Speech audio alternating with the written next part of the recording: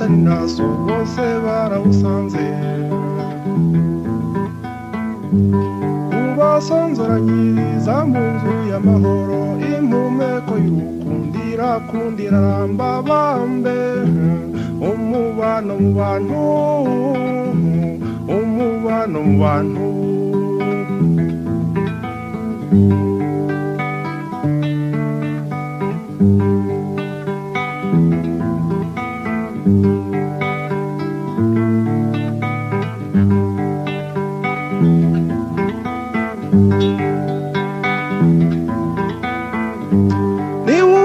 amahanga ni ubumbye imiryango nicyo cyiza turusha ibindi biremwa byose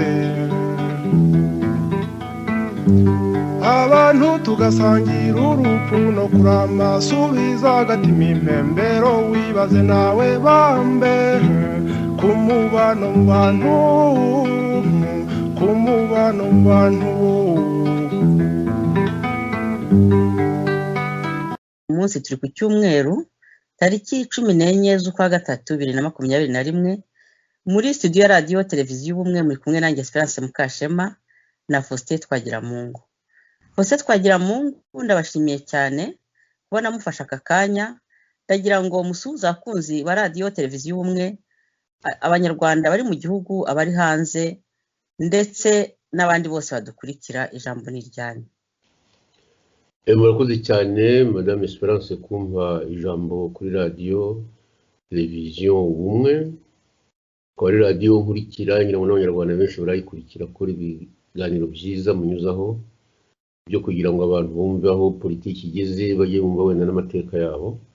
Ngabarondamutsa abatwumva bose ari abari mu bihugu by'amahanga cyangwa se tuvuge ku migabane y'isi, haba muri za Australia, haba mu Buraya, haba muri Amerika na Afrika yacu, bose ndabasuhuje, bagira amahoro kandi bagire n'imigisha mu byo bakora byose. Murakoze.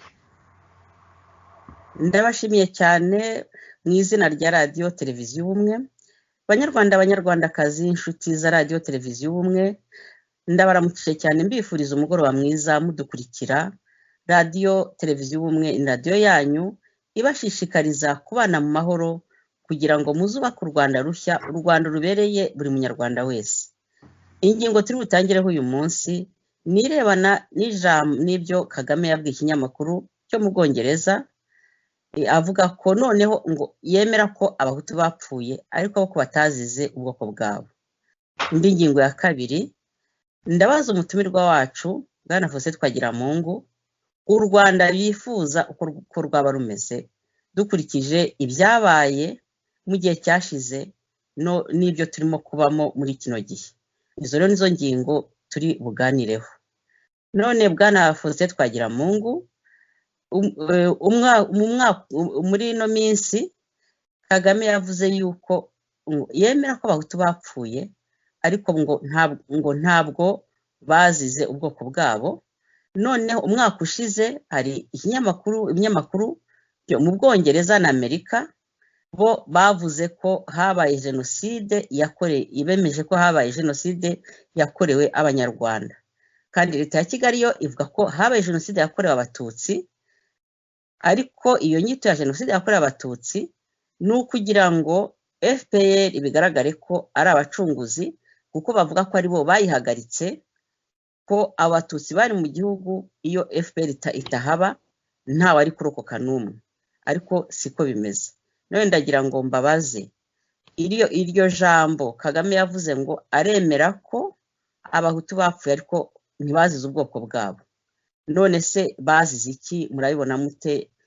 Ese noneho ashobora kwemera ko aho tugeze ko habaye jenoside yakorewe abanyarwanda? Faustin Twagiramungu, ijambo ni ryanyu. Murakoze cyane kumpa ijambo no kugira ngo mvuge kuri icyo kibazo cyerekeranye na jenoside. Uko Kagame yagisobanuye asubiza abo banyamakuru, kugira ngo bari bamubajije wenda bahereye ku byanditswe n'abo banyamerika mu mwaka ushize, mu mezi yenda gushirana umwaka ushize nyine. Bagize bati byaba byiza ko abantu bakumvikana kugira ngo bandikiraga Nations Unies niba nibuka no kuvuga Loni bababwira ko ibyiza ari uko hajya havugwa jenoside nyarwanda. Ubwo rero abanyamerika ngira ngo ibyo bashakaga kugira ngo abantu bumve mu by'ukuri ni uko kugira ngo bemeze ko habayeho jenoside tutsi, sinzi niba byaranyuze muri Assemblée Générale cyangwa se bikaba byaranyuze muri Conseil de Sécurité gusa cyangwa se mu bindi bintu wenda ntajujukiwemo, ariko nzi ko hari ahantu hagomba kuba handitse ko habayeho jenoside tutsi, ariko bikaba byaranditswe hari ku buryo butumvikanyweho cyane nuko njye mbyumva. None rero muragira muti Kagame yavuze ko ari byo ko Batutsi bapfuye, yego, ko n'Abahutu bapfuye, kandi yemera noneho ko abo Bahutu bapfuye ngo ari benshi. Icyo atemera ariko ntabwo yemera ko iyo jenoside ari kimwe n'iyakorewe Abatutsi, kuko avuga ko jenoside yakorewe Abatutsi bo baziraga ubwoko. Abo Bahutu bo rero yita Abahutu, sinzi niba kuba noneho umuhutu ari ubwoko cyangwa se umuntu niba yavuga ko ari ubundi bwoko bwo bwagomba gupfa ntibavuye ko ari jenoside y'Abahutu. Yewe rero mfite ku byo wenda nakomeje kuvuga, narabivuze no muri guverinoma twari turimo, ntabwo ari ibyo nigishijwe cyangwa se ibyo niga uyu munsi, nuko twemeranijwe ko mu by'ukuri ko Abanyarwanda bahemukiranye, Abanyarwanda bakicana, ab'interahamwe tuvuga ko bari mu mashyaka, cyane cyane ishyaka rya MRND niryo ryari rifite abantu bita interahamwe, hakaba n'irindi shyaka ryari ririho kugira ngo bari bafatanije ryitwa CDR. Ibyo nuko byari biteye, kandi icyo gihe nta nubwo byabateraga isoni mu gihe cy'amashyaka, reka da. Ariko byageze mu bwicanyi, Abatutsi benshi bicwa n'abasore bari bagize, uretse n'abasore gusa, n'abantu bari bagize mbese ibyo umuntu yakwita organisation by'ubwicanyi bya mu nterahamwe. Barabifatanije kandi kuko ntawuhakana ko babishe. Abahutu rero nabo ntawahakana ko bishwe ku buryo abantu bamwe batakunze kwemera. Ntabwo amashyaka twari turimo yarwanyaga ubutegetsi bwa Habyarimana, ubutegetsi bwari bushingiye kuri MRND, tuvuga ko bihinduka tugashaka mbese uburyo habaho ubuyobozi bushya, byaba na ngombwa n'amatora akazakorwa ku buryo wenda na Habyarimana atakongera kubijyamo, hakaba hatorwa abandi bantu mu ishyaka rye niba biramutse bibaye ngombwa. N'ibyo bintu twari twumvikanyeho. Ikindi cyari gikomeye cyane nuko impunzi twari tumaze kugirana amasezerano zivuga ko zigomba kuva mu bihugu zari zaragiyemo, haba muri Kongo, haba mu Burundi, haba se mu Buganda, Tanzania n'ibindi bihugu, mbese aho bari hose bagombaga kuza, niko amasezerano yavugaga. Ariko nyine ibyaha bigeze kuri ubwo bwicanyi, kuko amasezerano yapfuye kubera ko Habyarimana nawe yapfuye, yajyanye nabyo ikuzimu, niko umuntu ahari avuga. Aho Habyarimana amaze kwicirwa akaba yarishwe n'inkotanyi ntitubihisha, habaye izo mvururu. Zibaye imvururu, abantu bajya mu Batutsi. Abahutu nabo bicwa n'interahamwe, nako yego bishwe n'interahamwe abarwanyaga ubutegetsi bwari buriho. Ariko baba Abatutsi baba Abahutu, ndagira ngo ibi ngibi bizasobanuke neza kuko sinza kuvuga amagambo menshi, ariko hari za example, ni ukuvuga ingero umuntu afite. Inkotanyi ntabwo zavuga ubu ngubu ko zibivuze twatanga ibimenyetso biriho. Inkotanyi zishe n'Abatutsi, ndaza kubisobanura wenda. Kuba rero Abatutsi barapfuye ntawe ubihakana, ariko no kuba Abahutu barapfuye kugira ngo umuntu abihakane biragoye. Kugira rero ngo n'abato babyumve, ijambo jenoside si ijambo ry'Ikinyarwanda.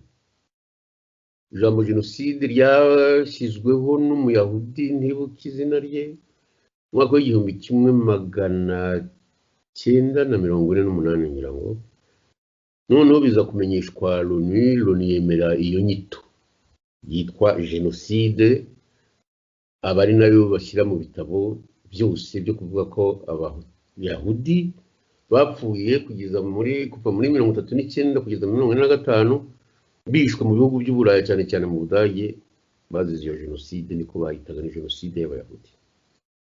Iki bituma mbivuga nuko mu Rwanda mu mwaka w'1963 inyenzi zarateye zigarukira ikanzenze. Ibyo ntawe bimpaganya kuko uwo munsi nari ndi Kigali hafi ya Église Sainte Famille, tubona abantu amajipe yirukanka n'abantu bahunga ngo inyenzi zateye ngo zigiye gufata umujyi. Icyo gihe hapfuye abantu benshi cyane cyane ahantu bita mu Bufundu uko twabyumvise, abandi nabo barishwe, ariko bishwe nk'i Kigali hishwe abanyapolitiki benshi, abanyapolitiki bo muri RADR n'abanyapolitiki muri Runari barishwe. Singiye kuvuga amazina yabo ariko bamwe ndabazi. Noneho ikintu gikomeye cyane ni ubwo bwicanyi rwose bwabaye ubwa mbere bwo kwitwa jenoside, ku buryo iryo jambo ryahereye ko riza abantu batumva ibyo ari byo. Umuntu wagiye kuburana ko ibintu byabaye muri 1963 atari jenoside ni ministre cyangwa se akaba yari iki gihe ngira ngo yari mu nteko hari ishinga amategeko. Icyo nzi nuko Makuza Anastase ari wagiye parakoresha conference de presse, ngira ngo conference de presse yamazana amasaha ane na za maze yakoreye iyo conference de presse yazaboneka, ngira ngo yaboneka, avuga ko nta jenoside yabaye mu Rwanda, arabihakana cyane. Ikindi abantu bagomba kumenya ni hari umuntu wari ufite ngira ngo yari afite Prix Nobel de la Paix witwa Russell w'umwongereza, nawe yakoze declaration avuga ko habaye jenoside mu Rwanda, jenoside y'abatutsi, yarabivuze. Ibyo bintu rero byazanye ibintu bikomeye cyane. Perezida Kayibanda nyine mu kwezi kwa mbere cyangwa se kwa kabiri niwe wasomye disikuru avuga iby'iyo jenoside, nawe ayihakana ati iyo jenoside nta yabaye, abantu barishwe ariko nta jenoside yabaye. Iri jambo rero rya jenoside ntabwo rijeje ubundi, ni ijambo abantu bakomeje gushakisha ku buryo bwose kugira ngo berekane ko habaye amarorerwa mu Rwanda, bikaba nkaho ari cyo mu Gifaransa bita instrumentalisation do consolider le pouvoir, cyangwa se kugira ngo abandi bumvikane ko bagowe, ko bagomba gushaka uburyo bwose hari baguma ku butegetsi. Icyo gihe niko byagaragaraga mu mwaka w'1963. Iri jambo rero yaje niga hari n'abandi bari bahari bazamvuguruza wenda, ariko ndagira ngo abato babyumva aho ibintu bya jenoside byaturutse. Hari umuzungu witwa Villome. Uwo muzungu Villome aracyariho, aba mu Busuwisi, yigishaga igifaransa ngira ngo muri section scientifique muri groupe scolaire mu 1963. Uwo muzungu Villome akabanzi yagiye mu Bufundu ajyanye n'umuntu witwa Faustin nyango yicanwa nawo umupadiri wandikaga ibitabo, Alexis Kagame, Faustin Kagame. Uwo Faustin Kagame yajyanye ibyo ndabyibuka, yajyanye n'uwo muzungu bajya mu Bufundu. Umuzungu rero imirambo yabonye ireremba muri Nyabarongo byatumye avuga ko atakigishije ahubwo ko atashye rwose, aragenda. Niwe wa mbere wagiye kuvuga ko habayeho jenoside mu Rwanda, abijyana muri journal yitwa Le Monde. Muri Le Monde banga kubipiburiya, ariko babivugaho gake nyine ko habaye ingorane mu Rwanda, ibyo bya jenoside ntibyahita. Ngiye rero kurekera ahangaha, abashaka kubisoma wenda bazabibona cyangwa se bazampinyuze, nzi ko ibyo bintu byavuzwe, bazasome n'iyo disikuru ya Perezida Kayibanda ikomeye cyane mu Kinyarwanda rero yahitangiye avuga ngo bana b'Abanyarwanda, abwira Abanyarwanda bose. Mbese ko ibyo bintu bivugwa n'uwo umufilozofe Russell wo muri Grande Bretagne n'ibivugwa na Villaume n'ibyo bamwe banditse atari byo. Icyo nzi nuko Makuza yabivuguruje, hanyuma ibintu biza kurangira bityo. Iyo jenoside ntiyabayo, ariko tukaba tuzi ko abantu bapfuye mu mwaka w'1963 hakaba harapfuye Abatutsi koko. Abahutu baba barapfuye ntibavuzwe. Habaye ibintu bikomeye mu Bufundu, kuko giye bavuze ko mu Bufundu inyenzi zari zahafashe zatangiye gushyiraho ngo n'abatware n'ibindi ngibyo. Nuko nguko ngiye nabyumvise.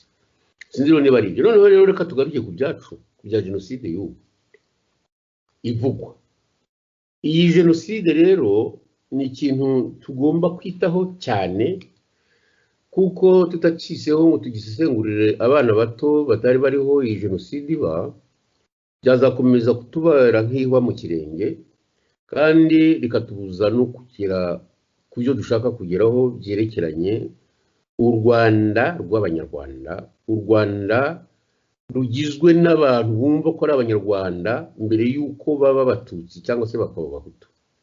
Kuko ibihe byo kuba Abatutsi n'igihe byo kuba Abahutu, jewe uko mbyumva, abandi bashobora kuba babyumva ukwabo, byarashize. Ubu tuzashaka ibindi bishya. Reka rero kuri iyi jenoside ngira icyo mbivuga. Niba Abafaransa niba Abanyamerika baranditse mu mezi yashize uyu mwaka w'ibihumbi 2020 ugiye gushira, bakavuga bati mwitonde, iyi nyito ya jenoside Tutsi, jenoside yakorewe Abatutsi, muyigenze gahoro, mujye muvuga ko hapfuye Abanyarwanda, wenda mujye mushyiraho ku bwinshi. Kagame rero yavuze ko hapfuye Abahutu benshi, ariko ntibazize ubwoko, we niko yavuze. Sinzi icyo yasobanura, niba kuba abantu baramenye ko ari Abahutu bakabica, sinzi icyo barebaga niba atari ubwoko, ntabwo mbizi. Bashoberebaga se abategetsi b'Abahutu, barebaga se Abahutu bagufi, barebaga iki finalement? Nta wabimenya. Abanyarwanda bo bafite uko bumva ngo Abatutsi basa, wenda byo byarakurikijwe, ariko Abahutu Kagame ntabwo yavuze ibyakurikijwe ibyo ari byo. Ntabwo bakurikije ngo amoko. None se hari amoko angahe hariya mu Rwanda? Ko ari byo njye mbabwira ko ibi by'amoko mugomba kubyitondera. Mwongere mbisubiremo. Ntabwo mvuga ngo ndarahira ku izina ry'Imana ishobora byose, ariko amateka jewe nakuriyemo, nuko wenda narezwe ndabizi, nzi ko kuba Umututsi atari ubwoko. Ibyo ni ibintu abazungu bishyiriyeho, ntaho bihuriye n'ibyo twebwe twari turi mu kera. Niba nongere mbisubiremo, mbivuga kenshi, ndasaba Abanyarwanda n'Abanyarwandakazi kugira ngo babyumve, bazabyige niba bafite abasaza basekuruza n'abandi, cyangwa se abantu b'iwabo bajijutse bazabibabwira. Wowe kera identity itaraza y'abazungu barakubazaga ngo uri mwene nde sha, cyangwa se niba ari umwana w'umukobwa baramubazaga bati rwose uri mwene nde. Ibi byashandi babishyiragaho wowe bavugaga Nyampinga cyangwa se bakavuga ibindi, ariko uri mwene nde yo byabagaho, kandi byari n'ikinyabupfura kugira ngo baze umuntu muhuye gutyo utamuzi. Yakubwiraga izina rya se, ntabwo yavugaga izina rya nyina. Ntabwo noneho kugira ngo bamenye kuko neza aho uturuka, wenda ukavuga na sogokuru wawe, ukavuga nk'isokuruza, mbese ukageza nko kuri bane. Ndi umwana wa kanaka wa kanaka wa kanaka wa kanaka, nkaba ndi Umunyiginya, nkaba ndi Umusinga se, nkaba ndi Umushambo, nkaba ndi Umukono, nkaba ndi Umwega, nkaba ndi Umugesera, ibintu nk'ibyo. Nibwo bwoko bwanjye. Gutyo ubwoko bwanjye nkaba ndi Umusinga. Nuko babyitaga. Abandi rero iyo mwaje kubivana, dore ko n'ubu ngubu musigaye mubiniganira, Abahutu bati nitwe banyamwinshi turakaze, abandi bati turabatutsi twategetse kuva kera, n'ibyo ngibyo mwebwe ntabwo mwigeze mutegeka n'ibindi nk'ibyo, noneho mwaranadutemye. Ibi bintu mugomba kubivamo. Nta bwoko bw'Umututsi mu mateka y'Abanyarwanda. Ibi ni ibintu byahimbwe n'abazungu. Umuzungu wabihimbye sinzi, nzi ko biri mu gitabo cyanditswe mu mwaka w'1951, avuga ko ngo hari amoko atatu rase, ibyo bita rase. Nta rase rero ziri mu Rwanda, nta na rase ziri mu Burundi. abantu bize abangaba bitwa ko bize bafite ubwongo bakaba bazi ko bize ibintu babyivanemo baramuka batabyivanyemo ngo bumve ko ari abanyarwanda bashobora kuba barabaye ibyo mbona abantu bakwita classe nuko barwaye bagomba kuba barwaye nta muntu ku isi nta muntu ushobora kumva agenda ngo akireba indeshyo cyangwa se ingano akareba amazuru ye yabona ari manini kandi waba baramubwiye bati abanyamanini nibo benshi ahari n'ibindi nk'ibyo ni abantu bafite ingufu bazi no guhinga n'abantu ibi bintu mubivemo mwumve ko muri abanyarwanda mwumve ko ibintu abantu baduteranije si twe twiteranije kera intambara zabayeho bami bamwe barazirwanye n'abandi bami barazirwanye banesheje bamashira bagize bati intambara zarabaye ariko abo bantu barwanira gutegeka ntabwo barwanaga ari abavuga ngo bagiye kwica abatutsi ugasanga umuntu mu kinyaga niba ari umututsi ukamukindura ngo ni umututsi ibyo ntabwo byigeze bibaho ibi bije ubu ngubu kubera ko hari ibintu by'amayeri abantu barwanira no kubera abazungu bababwiye ko hari abantu bagomba gutegeka n'abandi batagomba gutegeka nkaba rero ngira ngo kuri iki kibazo cya jenoside kumvikana uko twumvikana nuko twubwira ubutegetsi buriho ko bugomba kwemera ko ibyo twavuze tumaze kurahira ku itariki ya 19 z'ukwezi kwa karindwi umwaka w'1994 ntitwigeze turahira ko twebwe guverinoma dushyizeho hariya abahutu n'abatutsi ntabwo twabivuze ntabwo twigeze tuvuga ko jenoside yabaye ari y'abatutsi ngo tuvuge ko ngo jenoside yindi yabaye yari ukuyihorera twavuze ko habayeho jenoside y'abanyarwanda ntitwabyumvikanaho cyane ariko turavuga tuti habayeho jenoside n'itsembatsemba cyangwa se ibyo bita gutsemba bwoko n'itsembatsemba ibyo bintu bigomba kurangira niba abana bashaka kubana mujye gukomeza kwishakamwo ibintu byo kuba ibitangaza tubishingiye ku rupfu mu bwongo mwandikemo ko twese abanyarwanda twapfushije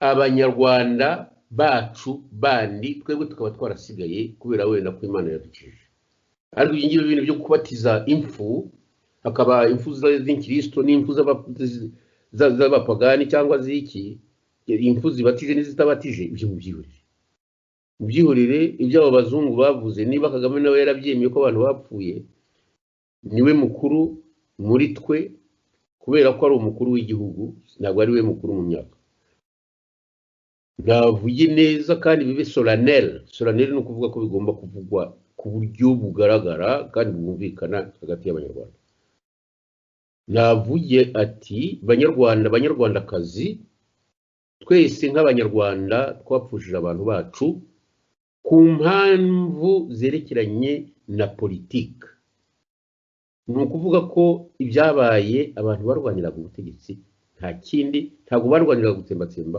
amoko bitabaye ibyo niba twebwe tudashoboye kubikora bizakorwa n'urubyiruko kandi bizavugwa nk'uko tubitekereza ni ukuvuga ko abanyarwanda bagomba kuba umunyarwanda umwe umunyarwanda kumva ko azajya ava mu majyaruguru ajya mu majyepfo yumva ari umunyarwanda kandi akumva bimushimishije akava mu burengerazuba ajya y'izuba rituruka ni ukuvuga mu burasirazuba yumva ko ari mu gihugu cye ikindi umunyarwanda agomba kwishyira mu mutwe ajya amenya ko iki gihugu cyacu ari igihugu gito tuvuga ururimi rumwe imiryango yacu yarashyingiranye imiryango yacu abantu barasangiye urwagwa cyangwa se bagasangira ubuki banywesha umuheho umwe uretse wenda abatwa banenwaga abantu bakaganira bavuga amateka yabo bumva banezerewe haba baricaye mu nzu cyangwa se bicaye hanze ariko baganira bumva ari abanyarwanda ibyo rero ntibikibaho abantu bagiye mu bintu by'inzangano kandi babitewe na babandi bavuga ngo ko bize n'abandi bashobora kurata ingufu z'imiringa bavuga ko abandi bari abatutsi ariko abatutsi ngewe mbona abatutsi bamwe batabazi abatutsi bari bafite uko bagendaga mu bihe byashize bari bafite uko batunze bari bafite uko bategeka bari bafite n'ibindi bintu umuntu washyize isuka ku rutugu agafata umupanga akajya gutema ibyatsi cyangwa akabyikorera akajya gutema ibitoki akabyikorera cyangwa se akajya kubyenga niyo yabaga afite izuru yaba rikora ku butaka nta mututsi wari ukirimo mujye mumenya ko ibintu bya classe n'ibindi nk'ibyo ngibyo abantu b'abazungu babapakiyemo atari byo yego mushobora kubikoresha wenda kuko nabonye bamwe babikunda kubikoresha ariko niba ari ibyo ngibyo muzarikene noneho tujye mu bisokuruza byacu. Nitujya mu bisokuruza byacu muzasanga abatutsi bashobora kuba baruta abahutu muri iki gihe. Ngubwiza ukuri. Nitujya abantu b'amabinga ntibakibaho, abantu b'abatindi abenshi bamenya batakibaho, abantu barasirimutse, abantu inka zo ntizikibaho, n'iz'amahembe maremare ngira ngo zararaye. Inka se ngo zibeho mu gihugu ziragirwe n'andahari ku bintu byahindutse. Ngaba rero ntatinda mu bintu wenda bisa n'ibiganiro nkaho nganira n'abantu basanzwe abambwira n'abumva radio television ubumwe ya Esperance. Nkaba wenda numva narambiranye kuri iki kibazo cya genocide, ariko kigomba kumvikana gityo. Nta muntu yize atekereza ibya genocide kuva mu mwaka w'1963. Mu mwaka w'1963 uwo muzungu Viyomene wabanje kubitungukana. Umugabo witwa Faustin Kagame aracyariho, ntabwo yahakana kuko nize muri groupe scolaire n'abahiga yaga ni muri section scientifique ni muri section économique. Ariko ibyo ndabizi iri jambo genocide ukuntu bariteyeho amahane, bakuza akajya kubiburana i Paris agakora conference, ngira ngo iyo conference de presse yamaze amasaha 3. Ntabwo iyo genocide yemewe, ariko genocide ejo bundi yaremewe, yemerwa ariko ku buryo nabwo butumvikana. Akaba ariyo mpamvu abanyamerika bakomeje kwandika bavuga ati muzajye muvuga ko haba genocide y'abanyarwanda mwese. Ngaba rero ngewe nsaba ubutegetsi buriho ko bwagira vuba na bwangu bukemeza ko iyo genocide ari genocide y'abanyarwanda. Nkaba niyama abantu muri CNLG, nkaba niyama cyane cyane umuyobozi wo muri CNLG. Uyu muntu agomba kwirukanwa ku mirimo ashinzwe.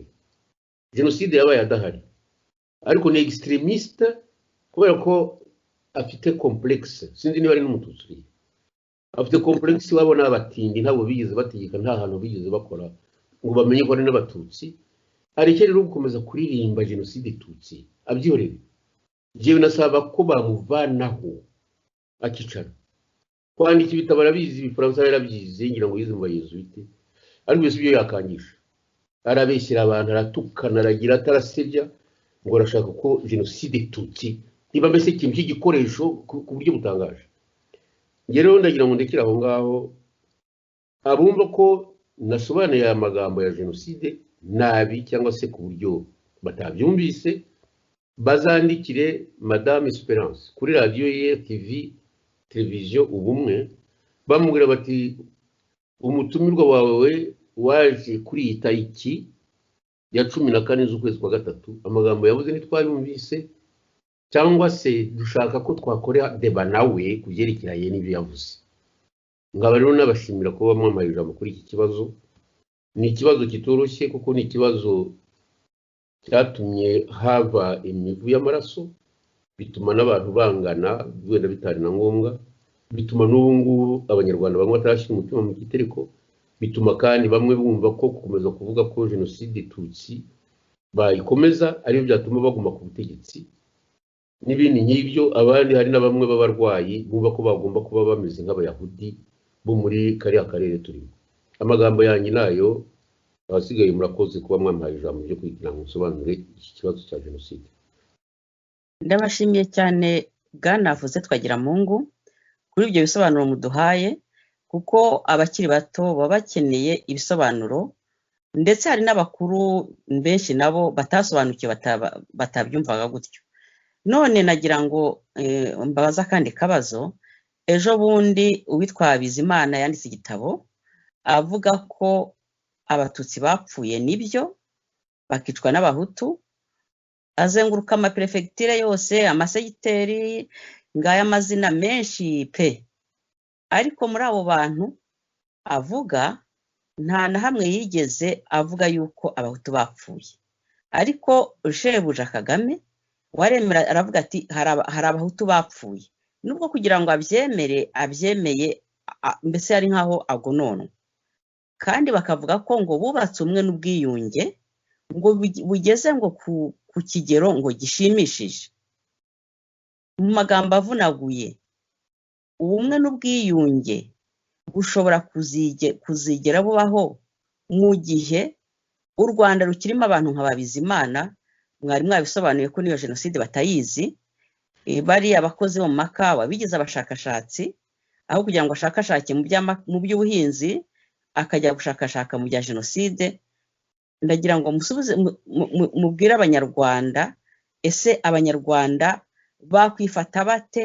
Dore kiriya gitabo ejo bundi yaracyanditse, harimo abantu bapfuye koko ntabwo tubihakana, ariko n'abanyarwanda bapfuye, kandi njyewe nemeza ko n'abanyarwanda bishe abandi, nta banyamahanga bigeze kuza kwica mu Rwanda.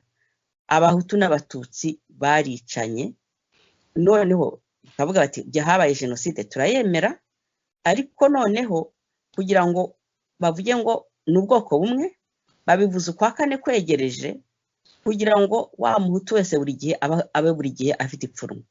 Ndagira ngo mugire icyo mubisobanuraho. Icyo tubisobanuraho ni uko abo ngabo bumva ko ari abahutu ngo bagomba gupfana ipfunwe bye ntibabyihorere. Byaba biteye agahinda kuzabona ko mu yindi myaka 20 hagomba kuba abanyarwanda ngo bagomba guhinda imishyitsi.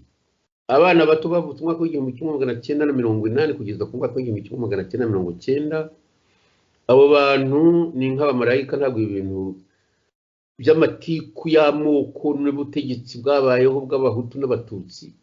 Abo bantu mubaha amahoro, ariko rwose ngiye ndabibasabye, aba bana bavutse muri za 80 mubaha amahoro, siribupe mubaha amahoro. Ibyo bintu byanyu by'amashitani by'ubwicanyi bw'abahutu n'abatutsi mu byihorere, nta bintu ngomba gusobanura.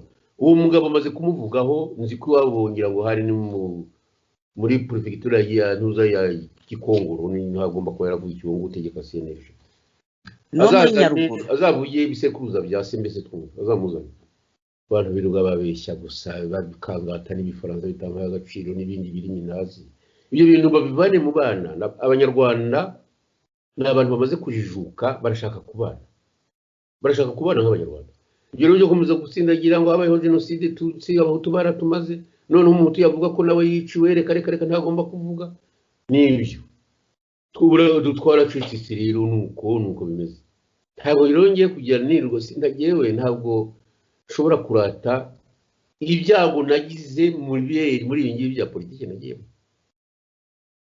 Nagize ibyago bikomeye cyane, pfushije abanjye.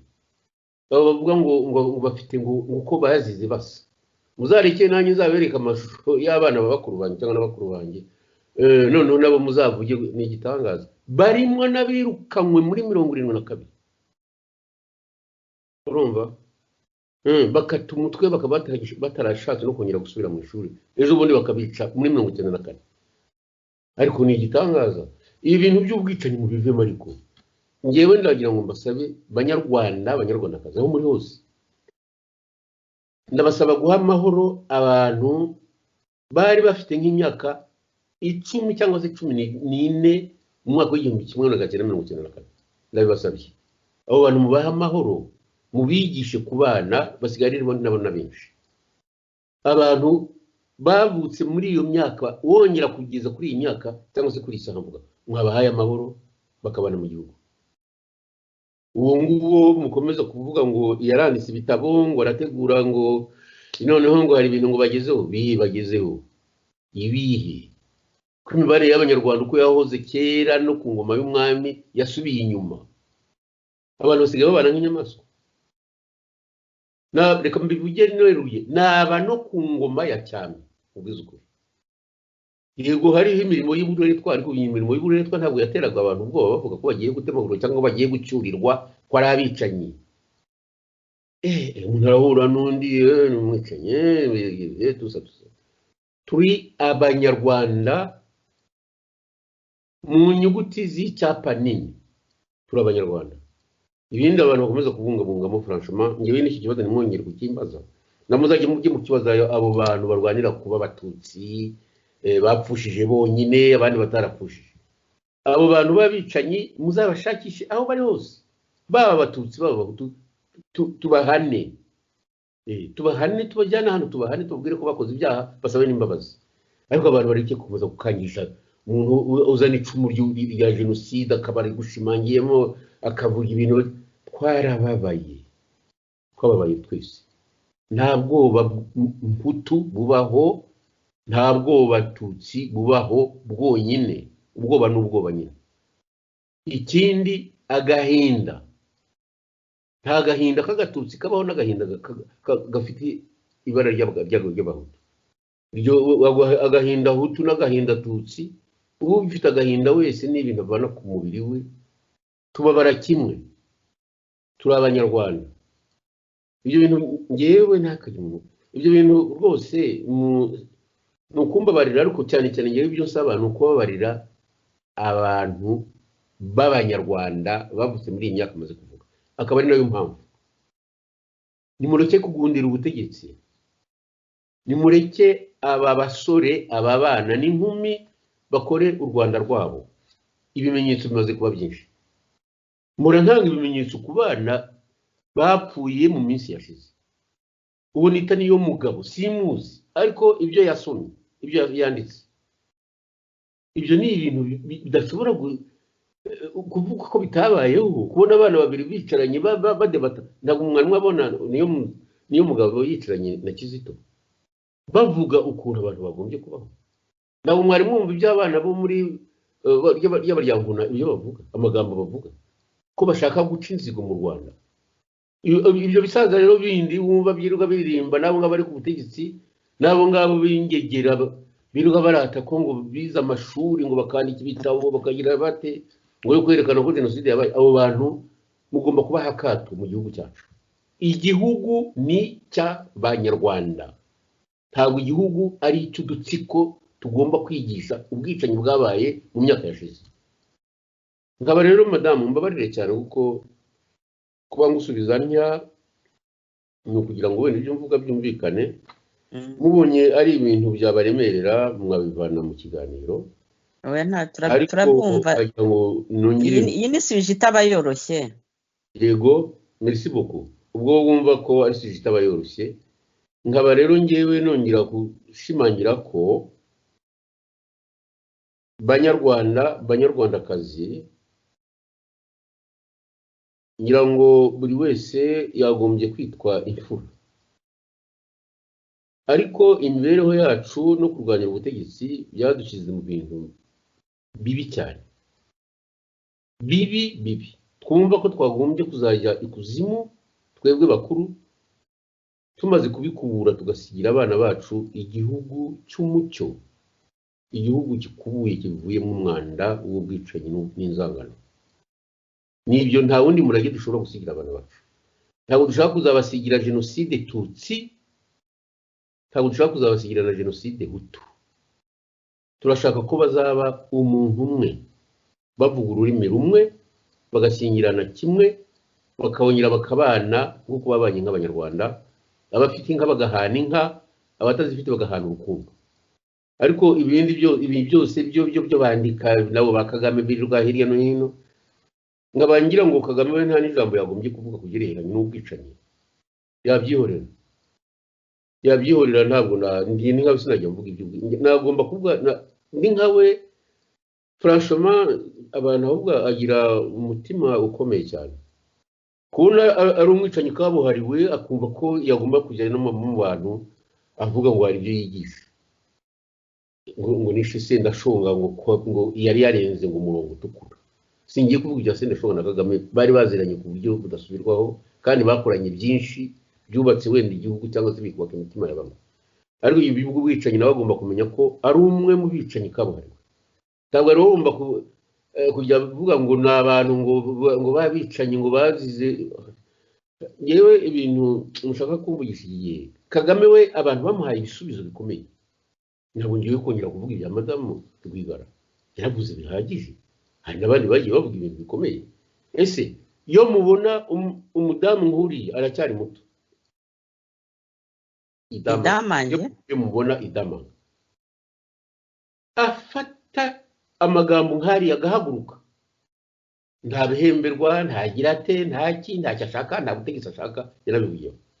Yarangiza akavuga, agafata Bibiliya ati ngiyi imbunda yanjye, dore ngiyi mwumva iki?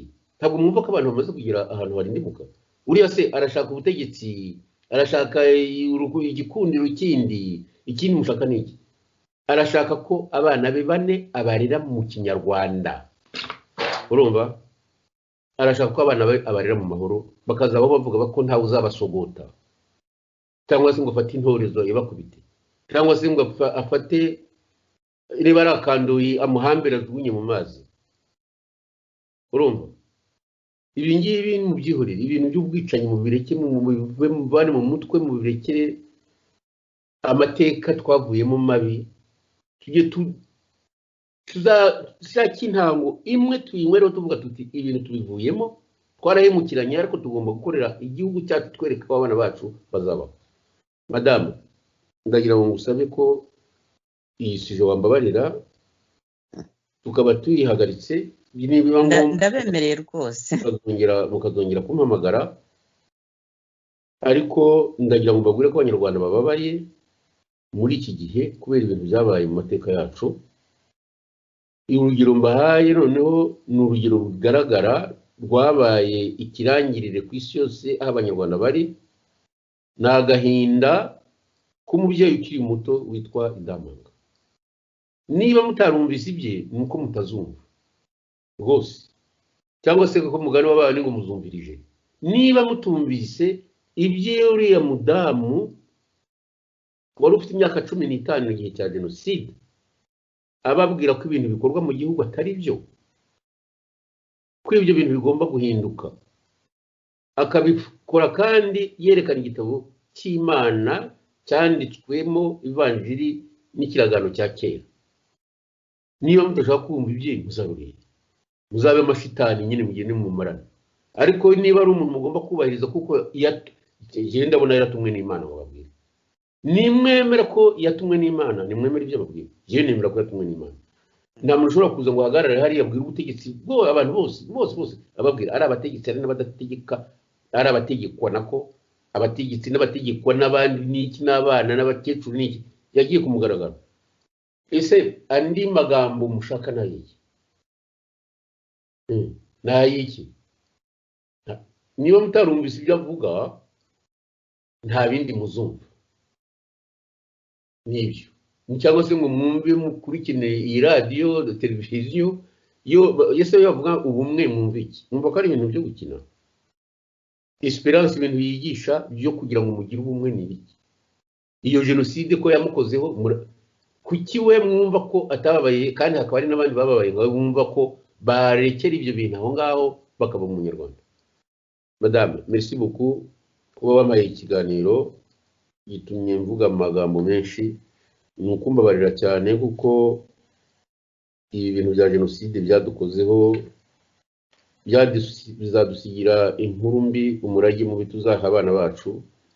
Ariko ngiye nabwira abanyarwanda ko hari uburyo bwo kubikosora, tukabikosora tuzi ko tutazabaho iteka, tukabikosora tuvuga ko abana bacu tugomba kubigisha uburyo babana. Ubundi twaba turi bicucu abana tubajyanye mu mateka yacu yo mu myaka magana yashize, ngiye hari icyubuhake igihe abantu barwanyiraga gutegeka akantu k'agahukanga n'urwara bicana. Ibyo bintu bagomba kubivamo si ibyabo.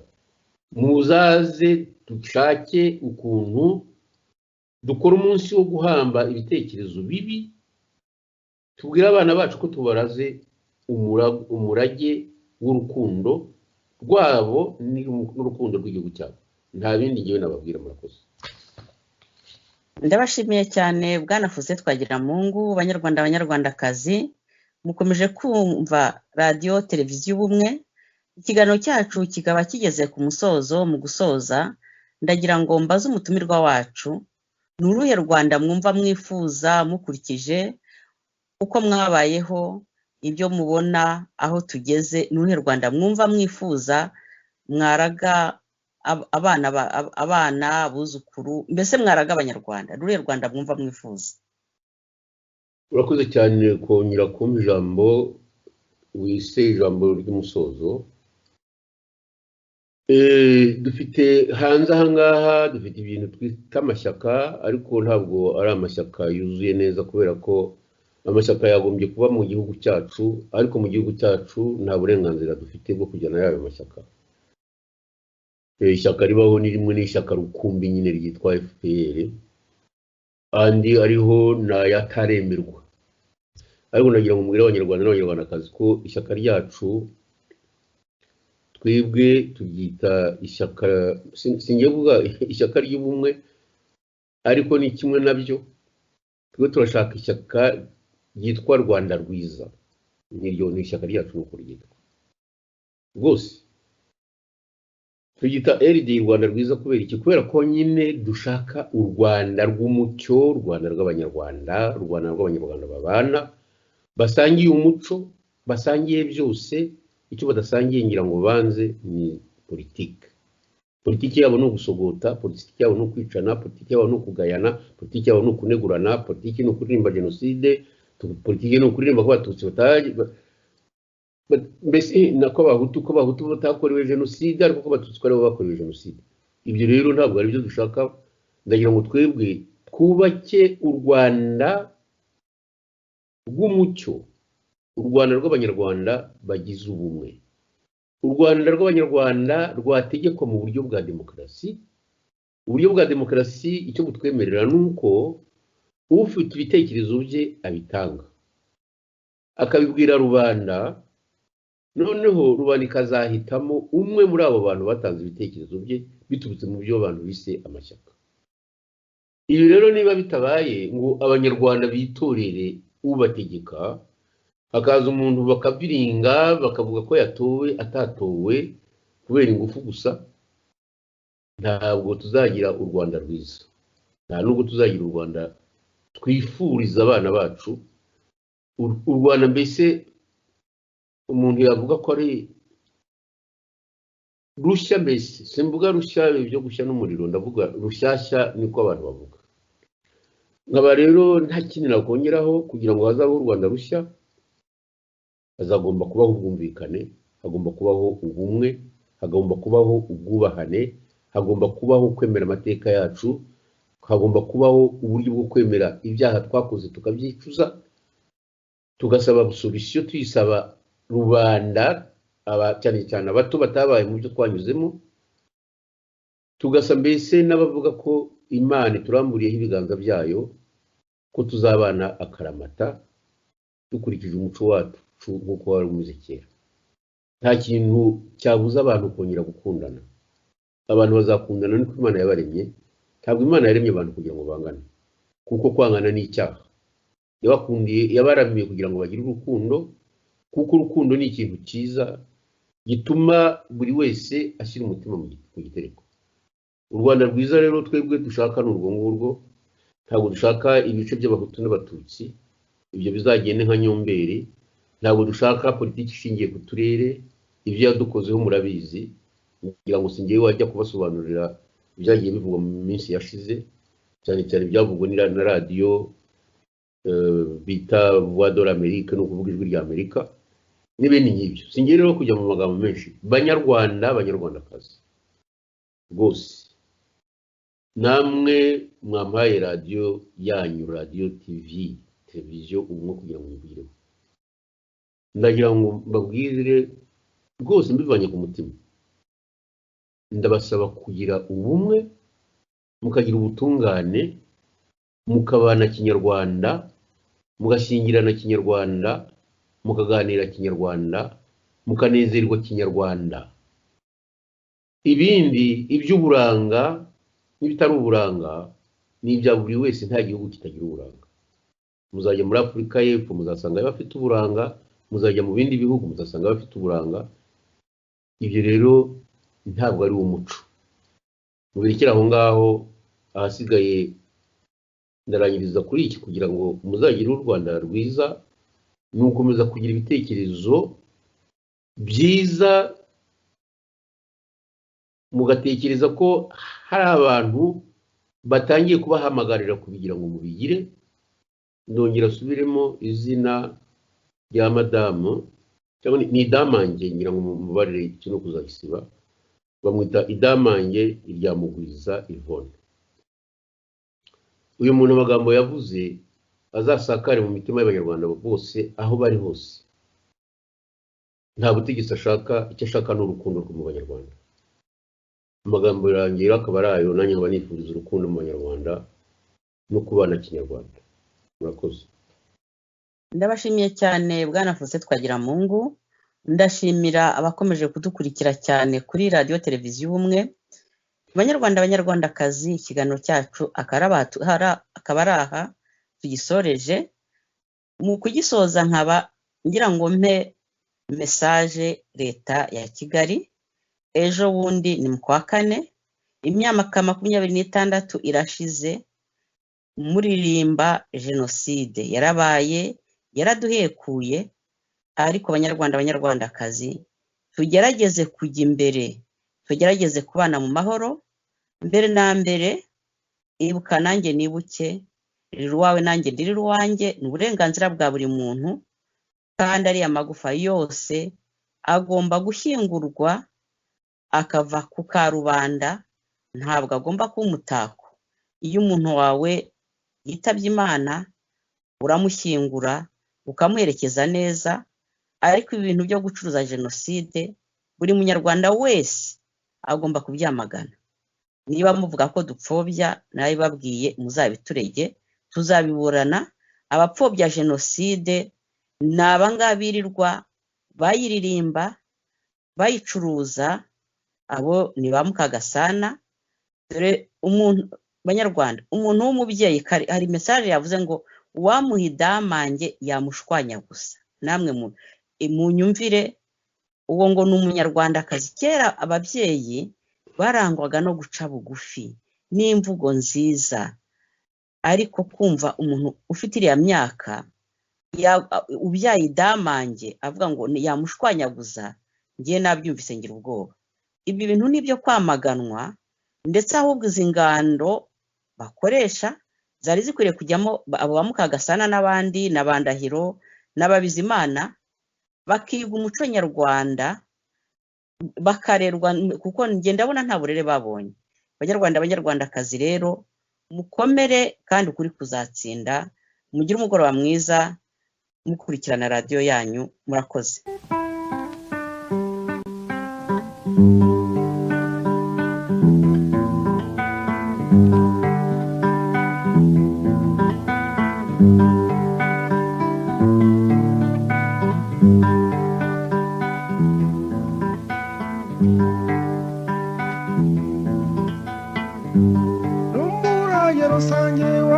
Sogokuza ari data ni naso bose barawusanze, ubasonzoranyiriza mu nzu y'amahoro, impumeko y'ukundira kundira ramba bambe, umubano mu bantu, umubano mu bantu.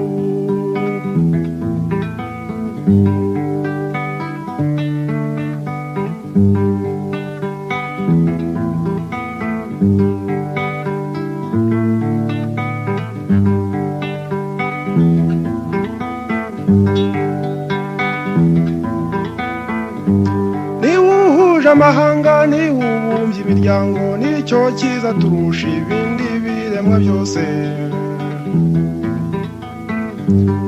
Abantu tugasangira urupfu no kurama, subiza agatima impembero, wibaze nawe bambe, ku mubano mu bantu, ku mubano mu bantu.